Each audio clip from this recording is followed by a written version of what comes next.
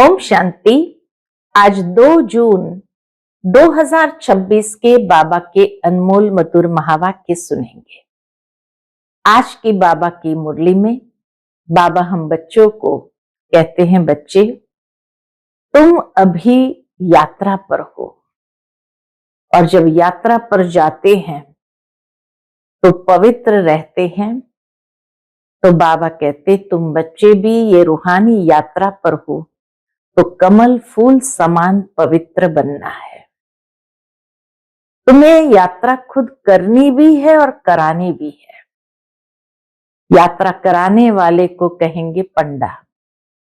वैसे कोई स्थान को देखने के लिए जाता है मनुष्य तो वहां गाइड मिलता है, लेकिन जब तीर्थ यात्रा पर जाते हैं तो यात्रा कराने के लिए पंडा मिलता है। जो पंडा यात्रा भी कराएगा, पूजा पाठ आदि भी कराएगा, कथा भी सुनाएगा, सब कुछ करता है। तो बाबा कहते तुम भी ऐसे रूहानी पंडे हो जो अनेक आत्माओं को इस रूहानी यात्रा पर ले चलते हो, ज्ञान सुनाते हो, बाप का परिचय देते हो और ये सृष्टि चक्र के आदि मध्य अंत की बातें बताते हो। साथ ही साथ बाबा कहते तुम घर के लिए रूहानी गाइड भी बनते हो, अर्थात घर का रास्ता भी बताते हो। बाबा हमारा है सुप्रीम गाइड, सुप्रीम पंडा।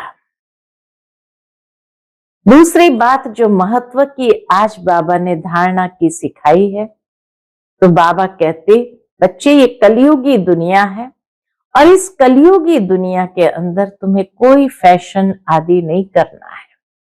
जितना हो सके सिंपल रहो।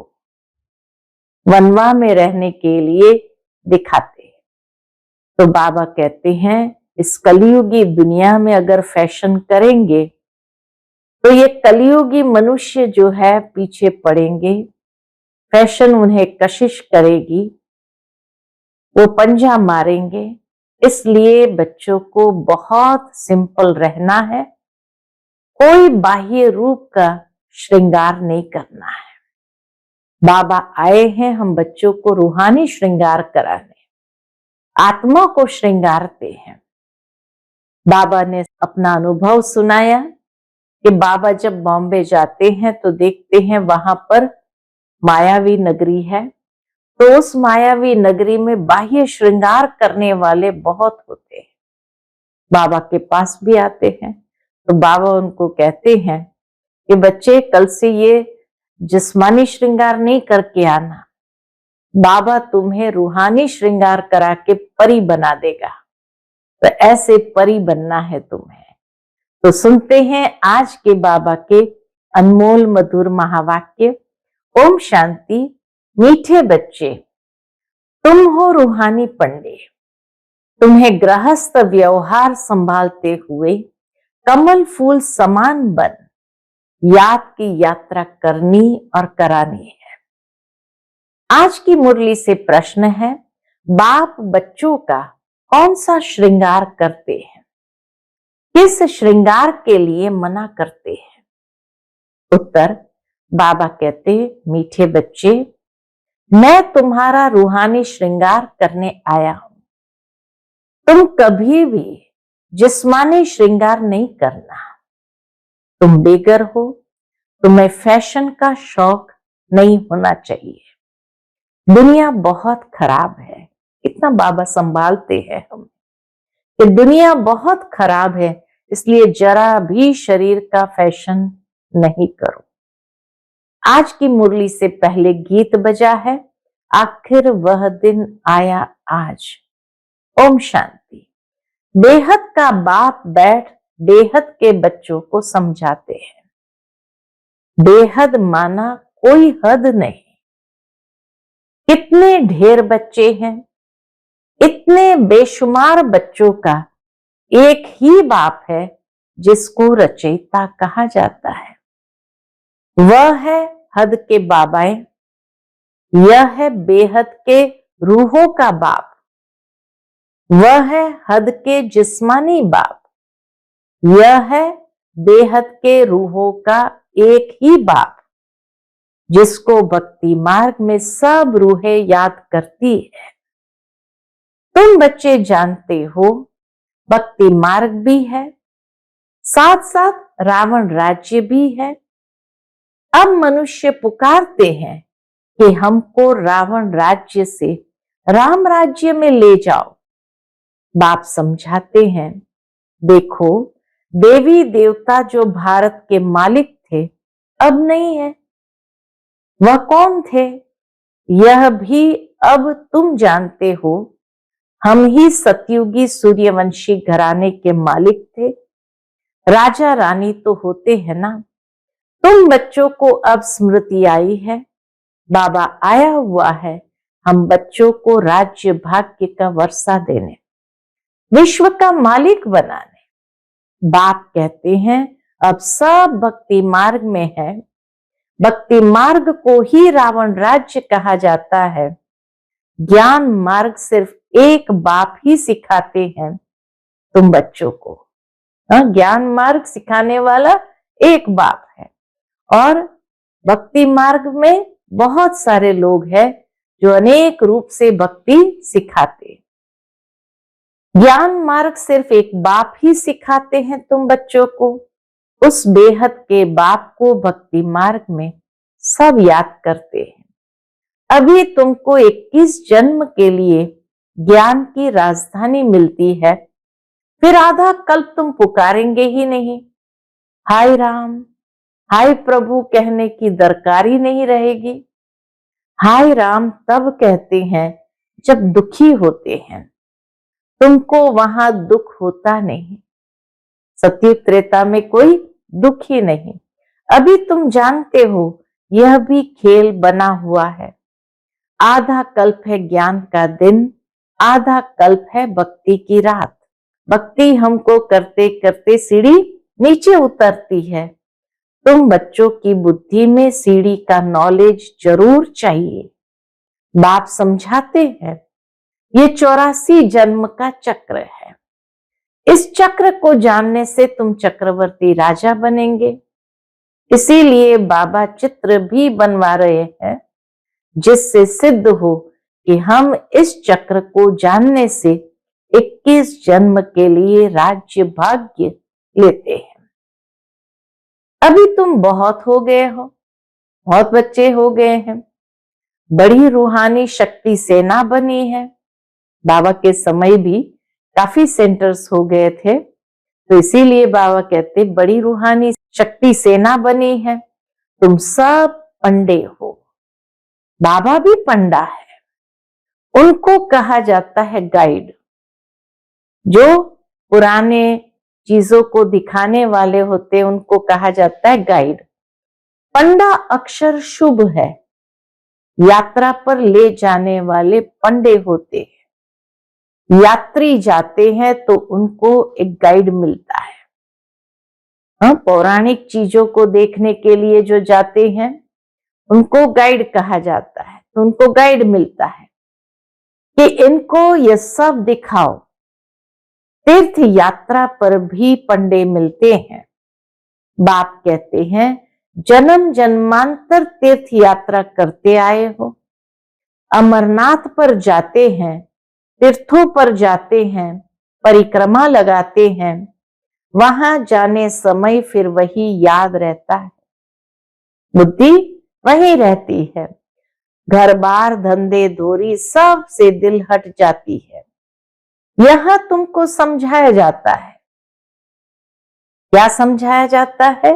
अपने घर गृहस्थ में रहते हुए धंधा धोरी भी करते रहो और फिर गुप्त यात्रा पर भी रहो। ये कितना अच्छा है। जितना बड़ा धंधा करना है उतना करो, जितना बड़ा धंधा करना है करो। बाबा कभी किसी को मना नहीं करते थे कि धंधा आदि ना करो। किसी को मना भी नहीं है। बल अपनी राजाई भी संभालो।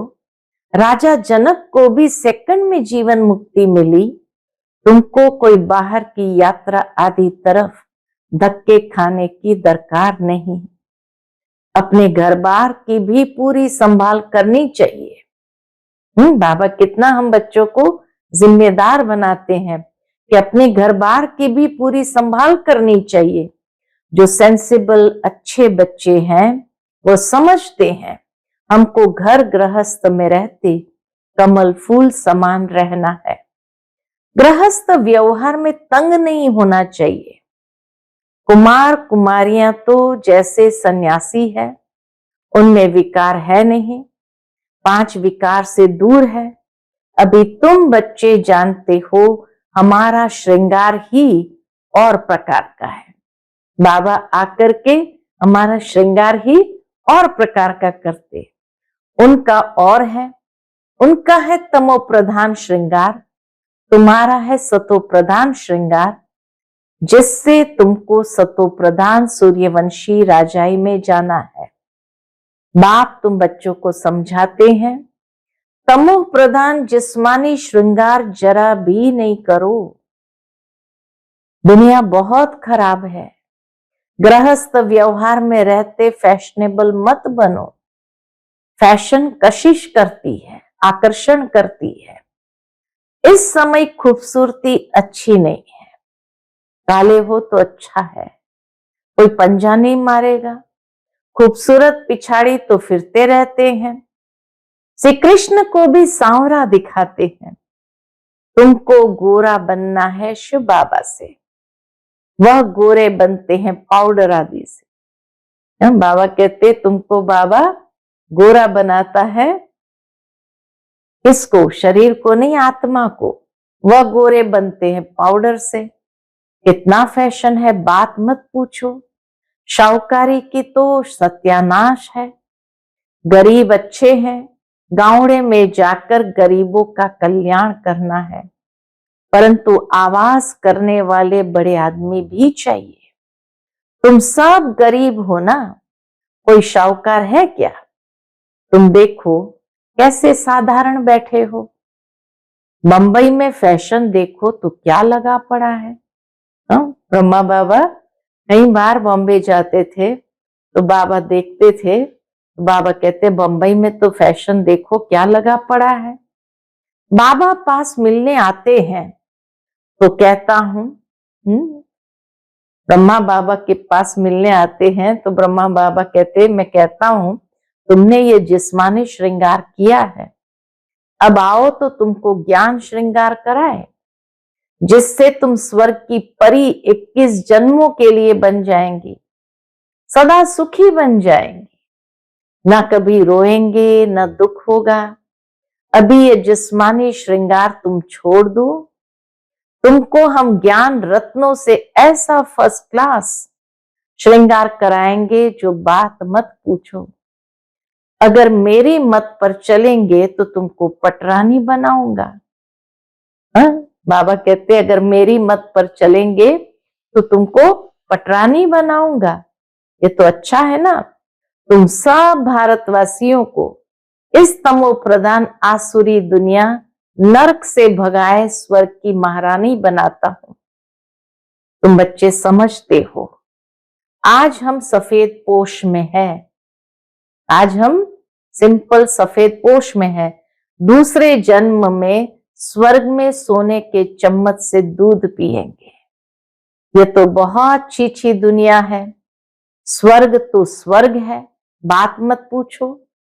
यहां तुम बेगर हो, भारत बेगर है। बेगर टू प्रिंस गाया हुआ है। इस भारत में ही फिर जन्म लेंगे। बाप ने हमको स्वर्ग का मालिक बनाया था। रात दिन का फर्क है। महान गरीब जिनको खाने के लिए कुछ नहीं होता है, उनको ही दान दिया जाता है। भारत ही महान गरीब है। बेचारों को ये पता ही नहीं है कि इस समय सब तमो प्रधान है। दिन प्रतिदिन सीढ़ी नीचे ही उतरते रहते हैं। अभी कोई सीढ़ी चढ़ नहीं सकते, बिना बाबा के कोई सीढ़ी चढ़ नहीं सकते। 16 कला से 14 कला, फिर 12 कला, नीचे उतरते ही आते हैं। ये लक्ष्मी नारायण भी पहले 16 कला संपूर्ण थे, वे 14 कला में उतरते हैं ना। यह भी अच्छी रीति याद करना है। सीढ़ी उतरते उतरते बिल्कुल ही पतित बने हैं, फिर स्वर्ग के मालिक कौन बनाए? यह वर्ल्ड की हिस्ट्री ज्योग्राफी रिपीट होती है। यह भी सब कहते हैं, परंतु अब कौन सी हिस्ट्री रिपीट होगी ये कोई नहीं जानते। शास्त्र में तो लिख दिया है सतयुग की आयु लाखों करोड़ों वर्ष है। पूछो सतयुग कब आएगा? कहेंगे अभी 40,000 वर्ष पड़े हैं। तुम सिद्ध कर बतलाते हो कल्प की आयु ही 5,000 वर्ष है। वह फिर सिर्फ सतयुग को ही लाखों वर्ष दे देते हैं। घोर अंधियारा है ना, तो मनुष्य कैसे माने भगवान आया होगा? इतना घोर अंधियारा है तो कैसे माने भगवान आया होगा? वह समझते हैं भगवान तब आएंगे जब कलयुग का अंत होगा। अभी तुम बच्चे इन सब बातों को समझते हो। विनाश सामने खड़ा है, बच्चों को समझाया जाता है कि विनाश के पहले बाप से वर्षा ले लो, परंतु कुंभकर्ण की नींद में सोए पड़े हैं तो बेचारे हाय हाय कर मरेंगे। तुम्हारी जय जयकार हो जाएगी। विनाश में होती ही है हाय हाय। विनाश के समय सब हाय हाय करेंगे, विपरीत बुद्धि हाय हाय ही करेंगे।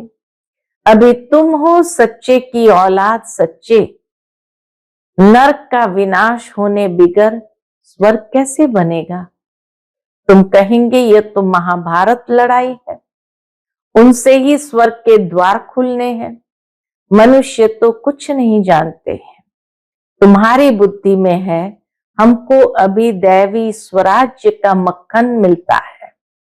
वह आपस में लड़ते रहेंगे। है वह भी मनुष्य, तुम भी मनुष्य, परंतु वह है आसुरी संप्रदाय और तुम हो दैवी संप्रदाय। हाँ, ईश्वरीय संप्रदाय या दैवी संप्रदाय। बाप बच्चों को सन्मुख समझाते हैं। तुम बच्चों के अंदर में खुशी रहती है। अनेक बार तुमने ऐसी राजधानी ली है जैसे अभी तुम ले रहे हो। वह आपस में दो बिल्ले लड़ते हैं, माखन तुमको मिलता है सारे विश्व की बादशाही का। तुम यहां आते ही हो इसलिए बाबा के पास आते हैं विश्व का मालिक बनने। तुम जानते हो हम बाबा से योग लगाए कर्मातीत अवस्था को पाएंगे। वह आपस में लड़ेंगे, हम विश्व की बादशाही पा ही लेंगे। यह तो कॉमन बात है। वह बाहुबल वाले विश्व की बादशाही ले न सके। तुम योग बल से विश्व के मालिक बनते हो। तुम्हारा है ही अहिंसा परमो दैवी धर्म। दोनों हिंसाएं वहां होती नहीं। काम कटारी की हिंसा सबसे खराब है, जो तुमको आदि मध्य अंत दुख देती है। यह किसको पता नहीं रावण राज्य कब होता है। अभी पुकारते हैं आकर हमको पावन बनाओ, तो जरूर कभी पावन थे ना। भारतवासी बच्चे ही पुकारते हैं दुख से लिबरेट करो, शांति धाम ले जाओ, दुख हर कर सुख दो। श्री कृष्ण को हरि भी कहते हैं। बाबा हमको हरि के द्वार ले चलो, कहते हैं हमको हरि के द्वार ले चलो। हरि का द्वार है कृष्णपुरी, यह है कंसपुरी। यह कंसपुरी हमको पसंद नहीं है। हम बाबा से रूरिहान में कहते बाबा हमको ये कंसपुरी पसंद नहीं है। माया मच्छंदर का खेल दिखाते हैं। यह तो तुम जानते हो रावण का राज्य द्वापर से शुरू होता है। देवताएं जो पावन थे वह पतित होने शुरू होते हैं। इसकी भी निशानियां जगन्नाथपुरी में है। दुनिया में बड़ा गंध लगा हुआ है। अब हम तो उन सब बातों से निकल परिस्तान में जाते हैं। इसमें बड़ी हिम्मत महावीर पना चाहिए। बाबा का बनकर पति थोड़ी बनना है। वह समझते हैं स्त्री पुरुष इकट्ठे रहे और आग न लगे, ये हो नहीं सकता। इसलिए ही हंगामा करते हैं कि यहाँ स्त्री पुरुष को भाई बहन बनाया जाता है। ऐसा तो कहाँ लिखा हुआ नहीं है। बाबा कहते हैं ऐसा तो कहाँ लिखा हुआ नहीं है, कोई मुरली में नहीं है। पता नहीं यहाँ कौन सा जादू है। दूसरी बात क्या कहते, पता नहीं यहाँ कौन सा जादू है। अरे तुम ब्रह्मा कुमारियों के पास जाएंगे और बस तुमको वहां बांध रखेंगे, ऐसे भी कहते हैं। ऐसे ऐसे वहां बहकाते रहते हैं। यह भी ड्रामा में नूंद है, जिनका पार्ट होगा वह कैसे भी आ जाएंगे। इसमें डरने की बात ही नहीं है। शिव बाबा तो ज्ञान का सागर, पतित पावन, सर्व का सदगति दाता है। ब्रह्मा द्वारा पतित से पावन बनाते हैं। यह अक्षर ऐसे बड़े लिखो जो कोई भी आकर पढ़े। बाबा कहे ये बातें बड़े बड़े अक्षर में लिखो जो कोई भी आकर पढ़े। पवित्रता पर ही कितने विघ्न डालते हैं। बस ये बड़े बड़े अक्षरों में लिखो कि पतित पावन, सर्व का सदगति दाता, ब्रह्मा द्वारा पतित से पावन बनाते हैं। शिव बाबा ज्ञान का सागर है। तो ये बड़े बड़े अक्षरों में लिखो जो कोई भी आकर पढ़े। पवित्रता पर ही कितने विघ्न डालते हैं। बाबा कहते हैं बच्चे, किसी भी देहधारी में मोह की रग नहीं होनी चाहिए। अगर कहा मोह की रग होगी तो फंस पड़ोगे। यहां तो अम्मा मरे तो भी हलवा खाना। बाबा सामने बिठाकर पूछते हैं, कल तुम्हारा कोई मर जाए तो रोएंगे तो नहीं? आंसू आया तो फेल हुए। एक शरीर छोड़ दूसरा लिया, इसमें रोने की क्या बात है? दूसरा कोई सुने तो कहे मुख से अच्छा तो बोलो। कहते मुख से अच्छा तो बोलो। तो बाबा ने कहा ना, अगर तुम्हारा कोई मर जाए तो रोएंगे तो नहीं, तो कोई सुनेगा तो कहेंगे अच्छा, मुख से अच्छा तो बोलो। अरे अच्छा ही बोलते हैं। सतयुग में रोना होता ही नहीं। यह जीवन तुम्हारा उनसे भी उच्च है। तुम हो सबको रोने से बचाने वाले, फिर तुम कैसे रोएंगे? हमको पतियों का पति मिला है जो हमको स्वर्ग में ले जाते हैं, फिर नरक में गिराने वाले के लिए हम क्यों रोए? बाबा कितनी मीठी मीठी बातें सुनाते हैं। वर्षा लेने के लिए इस समय भारत का कितना अकल्याण हुआ पड़ा है। बाप आकर कल्याण करते हैं। भारत को मगध देश कहते हैं। सिंध जैसे फैशनेबल कोई होते नहीं। बाबा कहते सिंध जैसे फैशनेबल कोई होते नहीं। विलायत से फैशन सीख कर आते हैं। बाल बनाने पर आजकल लड़कियां कितना खर्चा करती है। उनको कहा जाता है नर्क की परियां। बाप तुमको स्वर्ग की परियां बनाते हैं। कहते हमारे लिए तो यहाँ ही स्वर्ग है, यह सुख तो ले ले वे। क्या कहते मनुष्य, हमारे लिए तो यही स्वर्ग है, यहाँ का सुख तो ले ले वे, कल क्या होगा हम क्या जाने। ऐसे अनेक विचार वाले आते हैं।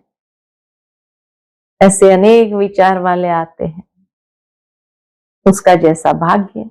अच्छा, मीठे मीठे सिकिल दे बच्चों प्रति माता पिता बाप दादा का याद प्यार और गुड मॉर्निंग। रूहानी बाप की रूहानी बच्चों को नमस्ते। हम सब रूहानी बच्चों की रूहानी माता पिता बाप दादा को याद प्यार, गुड मॉर्निंग और नमस्ते नमस्ते। शुक्रिया बाबा, शुक्रिया। आज की मुरली से धारणा के लिए मुख्य सार है। पहली पॉइंट, सच्चा सच्चा रूहानी पंडा बन सबको घर का रास्ता बताना है। शरीर निर्वाह अर्थ धंधा करते याद की यात्रा में रहना है। कार्य व्यवहार में तंग नहीं होना है। दूसरी पॉइंट, ज्ञान श्रृंगार कर स्वयं को स्वर्ग की परी बनाना है। इस तमो प्रधान दुनिया में जिस्मानी श्रृंगार नहीं करना है। कलयुगी फैशन को छोड़ देना है। आज का बाप दादा का मधुर वरदान हम बच्चों के प्रति है, बालक और मालिकपन के बैलेंस द्वारा युक्ति युक्त चलने वाले सफलता मूर्त भव। बालक और मालिकपन के बैलेंस द्वारा युक्ति युक्त चलने वाले सफलता मूर्त भव। जितना हो सके सर्विस के संबंध में बालकपन, अपने पुरुषार्थ की स्थिति में मालिकपन। सर्विस के संबंध में बालकपन, अपने पुरुषार्थ की स्थिति में मालिकपन। संपर्क और सर्विस में बालकपन, याद की यात्रा और मंथन करने में मालिकपन। साथियों और संगठन में बालकपन और व्यक्तिगत में मालिकपन।